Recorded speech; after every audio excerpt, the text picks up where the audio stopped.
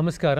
ಚಂದನ ವಾಹಿನಿಯ ಆತ್ಮೀಯ ವೀಕ್ಷಕರಿಗೆಲ್ಲ Ramachandra mission Heartfulness ಸಂಸ್ಥೆ ವತಿಯಿಂದ ಸ್ವಾಗತ ಸುಸ್ವಾಗತ. ಇಂದಿನ ಕಾರ್ಯಕ್ರಮದಲ್ಲಿ ನಾವು ಆರೋಗ್ಯ, ಆಧ್ಯಾತ್ಮ ಮತ್ತು ಜೀವನ ಶೈಲಿಯ ವಿಚಾರವಾಗಿ ಚರ್ಚೆಯನ್ನು ಮಾಡಲಿದ್ದೇವೆ. ಇದೆಲ್ಲರಲ್ಲೂ ಕೂಡ ನೀವೆಲ್ಲರೂ ಕೂಡ ಭಾಗವಹಿಸಬೇಕಾಗಿ ವಿನಂತಿ. ಈ ಕಾರ್ಯಕ್ರಮವನ್ನು ನಾವು ಪ್ರಶ್ನೋತ್ತರ ರೂಪದಲ್ಲಿ ನಿಯೋಜಿಸಿದ್ದೇವೆ. ಸೊ ಆ ಮೂಲಕವಾಗಿ ಈ ವಿಚಾರಗಳನ್ನು ನಿಮಗೆ ತಿಳಿಸ್ಕೊಡ್ಲಿಕ್ಕೆ ಪ್ರಯತ್ನ ಪಡ್ತೀವಿ. ನಮ್ಮ ಸಹೋದರಿಯರು ಈಗ ಪ್ರಶ್ನೆ ಕೇಳ್ತಾ ಇದ್ದಾರೆ. ಕೇಳಿ ಮೇಡಮ್. ನಮಸ್ಕಾರ. ಆಧ್ಯಾತ್ಮ ಆರೋಗ್ಯದಲ್ಲಿ ಜೀವನ ಶೈಲಿಯ ಪ್ರಾಮುಖ್ಯತೆ ಏನು ಅಂತ ತಿಳ್ಕೊಬೋದಾ? ಸಾಮಾನ್ಯವಾಗಿ ಆರೋಗ್ಯ ಮತ್ತು ಆಧ್ಯಾತ್ಮ ಇವೆರಡನ್ನು ಜನಗಳು ಬೇರೆ ಬೇರೆ ರೀತಿಯಲ್ಲಿ ಅವ್ರ ಮನಸ್ಸಿನಲ್ಲಿ ಮನಗಾಣ್ತಾರೆ. ಆಧ್ಯಾತ್ಮನೇ ಬೇರೆ, ಆರೋಗ್ಯನೇ ಬೇರೆ. ಇದು ಎರಡಕ್ಕೂ ಪೂರಕವಾಗಿರ್ತಕ್ಕಂಥ ಜೀವನ ಶೈಲಿಯೇ ಮತ್ತೊಂದು ವಿಚಾರ ಅಂತ ಅವ್ರ ಮನಸ್ಸಿನಲ್ಲಿ ಅಂದ್ಕೊಂಡಿರ್ತಾರೆ. ಆದರೆ ಈ ಮೂರೂ ಕೂಡ ಅವಿನಾಭಾವ ಸಂಬಂಧ ಇರತಕ್ಕಂಥ ಮೂರು ವಿಚಾರಗಳು. ಆರೋಗ್ಯದ ಮೇಲೆ ನಾವು ಕೆಲಸ ಮಾಡಿದಾಗ ಆಧ್ಯಾತ್ಮಕ್ಕೂ ಸಹಾಯ ಆಗುತ್ತೆ. ಬಟ್ ನಾವು ಕೆಲಸ ಮಾಡಬೇಕಾದ್ರೆ ಜೀವನ ಶೈಲಿಯನ್ನು ಉಪಯೋಗಿಸ್ಕೊಂಡೇ ನಾವು ಕೆಲಸ ಮಾಡಬೇಕಾಗತ್ತೆ. ಸೊ ಆ ದೃಷ್ಟಿಕೋನದಿಂದ ನೋಡಿದಾಗ ಆರೋಗ್ಯ ಮತ್ತು ಆಧ್ಯಾತ್ಮ ಇವೆರಡರ ತಳಹದಿ ಜೀವನ ಶೈಲಿ. ನಾವು ಜೀವನ ಶೈಲಿಯನ್ನು ಸುಧಾರಣೆ ಮಾಡ್ಕೊಳ್ತಿದ್ದಂಗೆ ನಮ್ಮ ಆರೋಗ್ಯ ಮತ್ತು ಆಧ್ಯಾತ್ಮ ಎರಡಲ್ಲೂ ಕೂಡ ನಾವು ಪ್ರಗತಿಯನ್ನು ಕಾಣಲಿಕ್ಕೆ ಸಾಧ್ಯ ಆಗುತ್ತೆ. ನನ್ನ ಪ್ರಶ್ನೆ ಏನಪ್ಪ ಅಂದರೆ, ನೀವು ಆಧ್ಯಾತ್ಮದ ಬಗ್ಗೆ ಹೇಳಿದ್ರಿ, ಆರೋಗ್ಯದ ಬಗ್ಗೆ ಹೇಳಿದ್ರಿ. ನನಗೆ ಅವುಗಳ ನಡುವೆ ಏನು ಸಂಬಂಧ ಇದೆ ಅಂತ ತಿಳ್ಕೋಬೇಕು. ಆಮೇಲೆ ಈಗ ನನ್ನ ಈ ಆರೋಗ್ಯವನ್ನು ಆಧ್ಯಾತ್ಮದಿಂದ ಕಾಪಾಡಿಕೊಳ್ಳಬಹುದಾ? ಸೊ ಆರೋಗ್ಯಕ್ಕೂ ಮತ್ತು ಆಧ್ಯಾತ್ಮಕ್ಕೂ ಇರತಕ್ಕಂಥ ಅವಿನಾಭಾವ ಸಂಬಂಧವನ್ನು ನಾವು ಇವಾಗ ತಾನೇ ಮಾತಾಡಿದ್ದೀವಿ. ಸ್ವಲ್ಪ ಮಟ್ಟಿಗೆ ಹೆಚ್ಚಿನ ವಿವರ ಕೇಳ್ತಾ ಇದ್ದಾರೆ ನಮ್ಮ ಸಹೋದರರು. ಆರೋಗ್ಯವನ್ನು ಕಾಪಾಡ್ಕೋಬೇಕಾದ್ರೆ ಸಾಮಾನ್ಯವಾಗಿ ನಾವು 3 ಸ್ತರದಲ್ಲಿ ಯೋಚನೆ ಮಾಡ್ತೀವಿ. ದೈಹಿಕ ಆರೋಗ್ಯ, ಮಾನಸಿಕ ಆರೋಗ್ಯ ಮತ್ತು ಆಧ್ಯಾತ್ಮಿಕ ಆರೋಗ್ಯ. ಈ 3 ಸ್ತರಗಳಲ್ಲಿ ನಾವು ಆಲೋಚನೆ ಮಾಡ್ತೀವಿ. ನಾವು ಜೀವನ ಶೈಲಿಯನ್ನು ಸುಧಾರಣೆ ಮಾಡ್ಕೋಬೇಕಾದ್ರೂ ಸಹ ಇದೇ 3 ವಿಧಾನದಲ್ಲಿ ಯೋಚನೆ ಮಾಡ್ತು ಅಂದರೆ ನಾವು ಆರೋಗ್ಯನ ಮತ್ತು ಆಧ್ಯಾತ್ಮನ ಎರಡನ್ನೂ ಸುಧಾರಣೆ ಮಾಡ್ಕೊಳ್ಳಿಕ್ಕೆ ಸಾಧ್ಯ ಆಗುತ್ತೆ ಅಂತ ಹೇಳಲಿಕ್ಕೆ ಇಷ್ಟಪಡ್ತೀನಿ.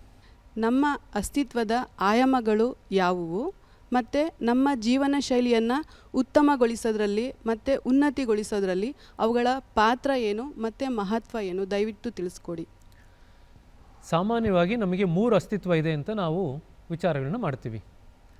ನಾವು ಶರೀರ ರಚನೆ ಅಥವಾ ಅನಾಟಮಿ ಅಂತ ಓದಿದಾಗ ಸಾಮಾನ್ಯವಾಗಿ ಫಿಸಿಕಲ್ ಅನಾಟಮಿ ಬಗ್ಗೆ ನಾವು ಮೆಡಿಸಿನ್ನಲ್ಲಿ ಅಥವಾ ವೈದ್ಯಕೀಯ ಕ್ಷೇತ್ರದಲ್ಲಿ ಓದ್ತೀವಿ.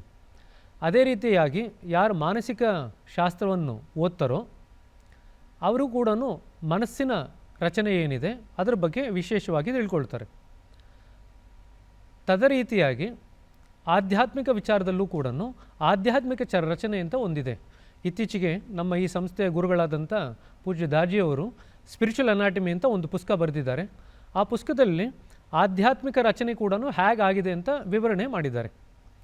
ನಾವು ಈ 3 ವಿಚಾರಗಳು ಅಂದರೆ ನಮ್ಮ ಶರೀರ ರಚನೆ, ಮನಸ್ಸಿನ ರಚನೆ ಮತ್ತು ಆಧ್ಯಾತ್ಮದ ರಚನೆ, ಈ 3 ವಿಚಾರಗಳನ್ನ ನಾವು ಸರಿಯಾಗಿ ಕೂಲಂಕುಷವಾಗಿ ತಿಳ್ಕೊಳ್ಳೋದೇ ಆಯಿತು ಅಂತಂದರೆ ಜೀವನ ಶೈಲಿಯ ಮುಖಾಂತರ ನಾವು ಈ 3ರಲ್ಲೂ ಸುಧಾರಣೆ ಮಾಡ್ಕೋಬೋದು.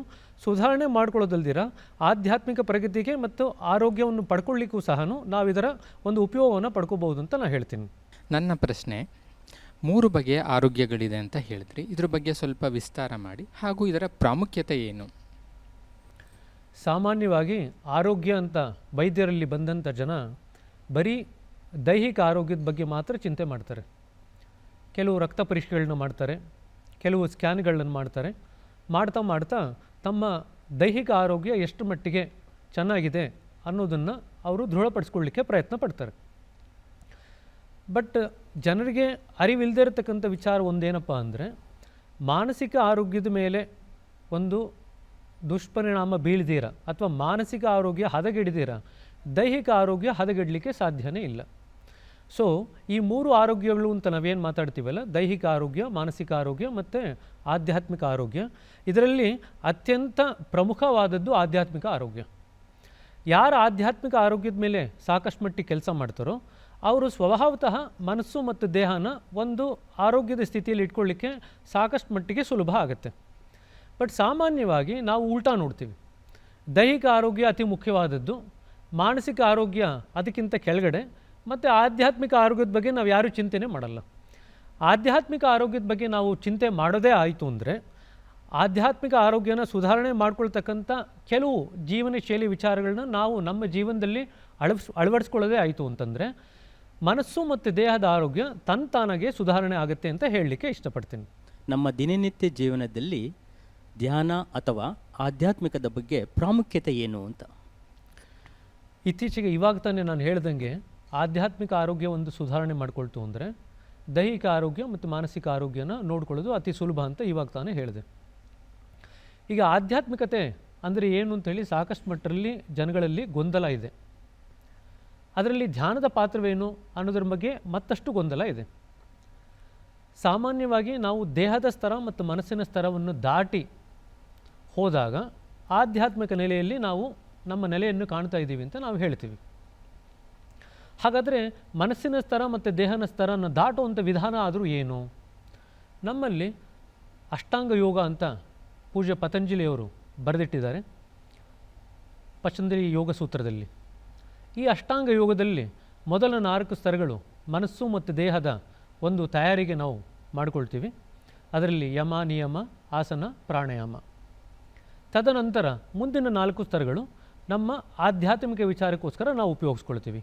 ಇದರಲ್ಲಿ ಪ್ರತ್ಯಾಹಾರ, ಧಾರಣ, ಧ್ಯಾನ, ಸಮಾಧಿ ಅಂತ ಹೇಳ್ತೀವಿ ನಾವು. ಇದರಲ್ಲಿ ನೀವು ನೋಡ್ತು ಅಂದರೆ ಪತಂಜಲಿ ಈ ಯೋಗ ಸೂತ್ರಗಳಲ್ಲಿ 8 ಸ್ಟೆಪ್ಸ್ ಆಫ್ ಯೋಗ ಅಂತ ನಾವೇನು ಕರಿತೀವಿ, ಈ 8 ಮಟ್ಟಗಳಲ್ಲಿರ್ತಕ್ಕಂಥ ಅಥವಾ ಸ್ತರಗಳಿರ್ತಕ್ಕಂಥ ಈ ಯೋಗದ ವಿಧಾನದಲ್ಲಿ 7ನೆಯ ಮಟ್ಟ ಅಥವಾ ಸ್ತರ ಧ್ಯಾನ. ಧ್ಯಾನದಲ್ಲಿ ಮೂಲತಃ ಏನಾಗುತ್ತೆ, ಸಾಮಾನ್ಯವಾಗಿ ನಾವು ಲೌಕಿಕ ಜೀವನದಲ್ಲಿ ನಾವು ಜೀವನ ಮಾಡ್ತಾ ಇರಬೇಕಾದ್ರೆ ಮನಸ್ಸಿನ ಗಮನ ಹೊರಮುಖವಾಗಿ ಹರಿತಾ ಇರುತ್ತೆ. ನಾವು ಧ್ಯಾನ ಮಾಡಲಿಕ್ಕೆ ಪ್ರಯತ್ನ ಮಾಡಿದಾಗ ಮೊದಲ ಬಾರಿಗೆ ಮನಸ್ಸಿನ ಗಮನವನ್ನು ಹೃದಯದ ಕಡೆಗೆ ಒಳಮುಖವಾಗಿ ಹರಿಸಲಿಕ್ಕೆ ಪ್ರಯತ್ನ ಪಡ್ತೀವಿ. ಹಾಗಾದರೆ ಕೆಲವರು ಮತ್ತೊಂದು ಪ್ರಶ್ನೆ ಕೇಳ್ತಾರೆ, ನಿದ್ದೆನಲ್ಲೂ ಒಳಮುಖವಾಗಿ ಹೋಗುತ್ತಲ್ಲ, ಹಾಗಾದರೆ ಅದು ಧ್ಯಾನ ಅಲ್ವಾ ಅಂತ ಕೇಳ್ತಾರೆ. ನಿದ್ದೆಗೂ ಧ್ಯಾನಕ್ಕೂ ಇರತಕ್ಕಂಥ ವ್ಯತ್ಯಾಸ ಏನಪ್ಪ ಅಂದರೆ, ನಿದ್ದೆನಲ್ಲಿ ಮನಸ್ಸು ಒಳಮುಖವಾಗಿ ಹೋಗುತ್ತೆ, ಆದರೆ ಅರಿವಿರಲ್ಲ, ನಮಗೆ ಏನಾಗ್ತಿದೆ ಅಂತ ಗೊತ್ತಾಗಲ್ಲ. ಆದರೆ ಧ್ಯಾನದಲ್ಲಿ ಏನಾಗುತ್ತೆ, ಅರಿವನ್ನು ಇಟ್ಟುಕೊಂಡು ಮನಸ್ಸನ್ನು ಹೃದಯಾಭಿಮುಖವಾಗಿ ಮನಸ್ಸನ್ನು ಆಂತರಿಕಕ್ಕೆ ಕಳಿಸ್ಲಿಕ್ಕೆ ಪ್ರಯತ್ನ ಪಡ್ತೀವಿ. ಯಾವಾಗ ನಾವು ಹೃದಯಸ್ಥವಾಗಿ ಮನಸ್ಸನ್ನು ಅಲ್ಲೇ ತೊಡಗಿಸ್ತೀವೋ, ಹೃದಯದಲ್ಲಿ ಏನಿದೆ, ಹೃದಯದಲ್ಲಿರ್ತಕ್ಕಂಥ ವಿಚಾರಗಳು, ಅದರ ರಚನೆ, ಅದರ ಒಂದು ಉಪಯೋಗವನ್ನು ನಾವು ಪಡ್ಕೊಳ್ಳಿಕ್ಕೆ ಸಾಧ್ಯ ಆಗುತ್ತೆ.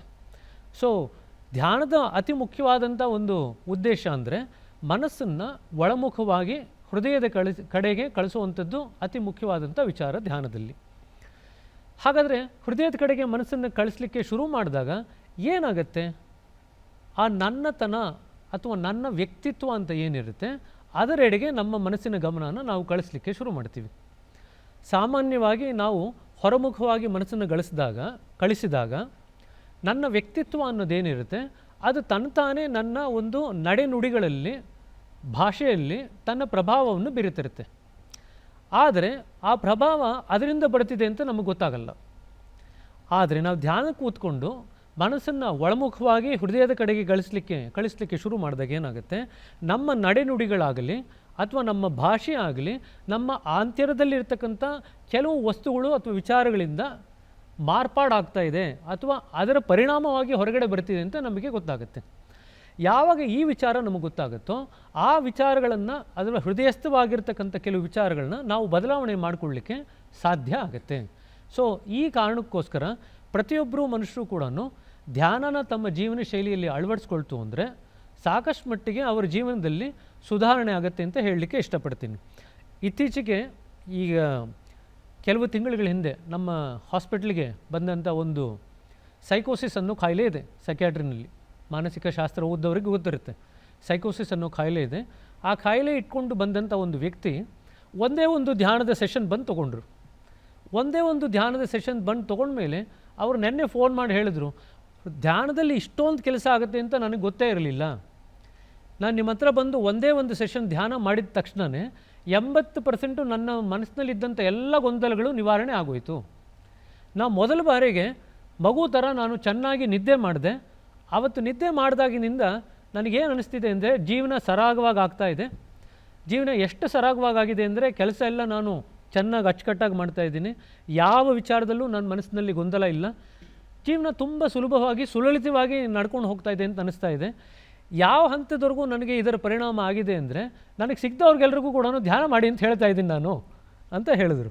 ಅಂದರೆ ನಮಗೆ ಧ್ಯಾನದ ಮಹತ್ವ ಬಹಳಷ್ಟು ಜನರಿಗೆ ಆರೋಗ್ಯದ ಮೇಲಾಗಲಿ ಅಥವಾ ಅದರ ಆಧ್ಯಾತ್ಮಿಕ ಒಂದು ಮಟ್ಟದ ಮೇಲಾಗಲಿ ಎಷ್ಟರ ಮಟ್ಟಿಗೆ ಆಳವಾದಂಥ ಪರಿಣಾಮ ಬರುತ್ತೆ ಅಂತ ಬಹಳಷ್ಟು ಮಂದಿಗೆ ಇದರ ಅರಿವಿಲ್ಲ. ಸೊ ಹೋಪ್ಫುಲಿ ಇವತ್ತೇನು ಕಾರ್ಯಕ್ರಮ ಮಾಡ್ತಾಯಿದ್ದೀವಿ, ಚರ್ಚೆ ಮಾಡ್ತಾಯಿದ್ದೀವಿ, ಇದ್ರ ಮುಖಾಂತರ ಎಲ್ರಿಗೂ ಕೂಡ ತಿಳಿಸ್ಕೊಡ್ಲಿಕ್ಕೆ ಸಾಧ್ಯ ಆಗುತ್ತೆ ಅಂತ ಅಂದ್ಕೊಳ್ತೀನಿ.